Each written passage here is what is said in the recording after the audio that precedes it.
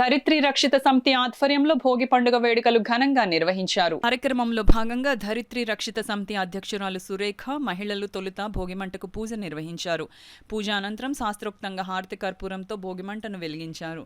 ఈ కార్యక్రమంలో పెద్ద సంఖ్యలో అపార్ట్మెంట్ వాసులు మహిళలు పాల్గొని భోగిమంట వద్ద ఒకరికొకరు పండుగ శుభాకాంక్షలు తెలుపుకొని స్వీట్స్ ను తినిపించుకున్నారు. మన సంస్కృతి సాంప్రదాయాల్లో భాగంగా భోగి పండుగ రోజున చిన్నారులకు భోగి పండ్లు వేశారు. ఈ సందర్భంగా సురేఖ మాట్లాడుతూ ప్రతి ఏటా ధరిత్రి రక్షిత సమితి ఆధ్వర్యంలో పర్యావరణ హిత భోగిమంట కార్యక్రమాన్ని నిర్వహిస్తున్నామన్నారు. ఈ కార్యక్రమంలో ఈశ్వర్రావు, బాబీ, మురళి, సోహన్, రాణి, శ్రీజ, సురేష్, మాలతి, గాయత్రి మహిళలు పాల్గొన్నారు. అందరికీ ముందుగా భోగి శుభాకాంక్షలు. ఈరోజు స్థానిక దేవాలయం వీధిలో మన సాంప్రదాయాన్ని పురస్కరించుకుని భోగి పండుగ సందర్భంగా ఇక్కడ మేమందరం కూడా స్థానికులందరం కూడా మన భోగి మంటలు వేయడం జరుగుతుంది.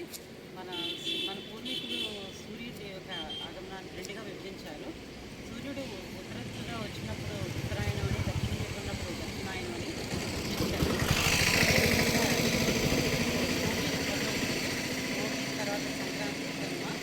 ఈ భోగి అనేది గోదాదేవి శ్రీరంగనాథుడితో లేకపోవడం వల్ల ఈ భోగి అనేది భోగానికి సో మనకి పాడి పంటలు ఇవన్నీ కూడా ఈరోజు రావడంతో అదేవిధంగా మనం మకర రాశిలో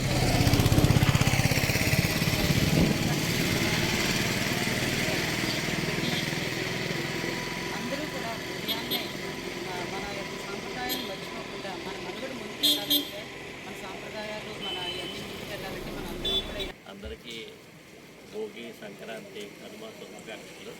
నా పేరు ఈశ్వరరావు. మేము ధరిత్రి సమితి ప్రతి ఏడాది గత 15 ఏళ్లుగా ఈ భోగి పంట వేయటం జరుగుతుంది.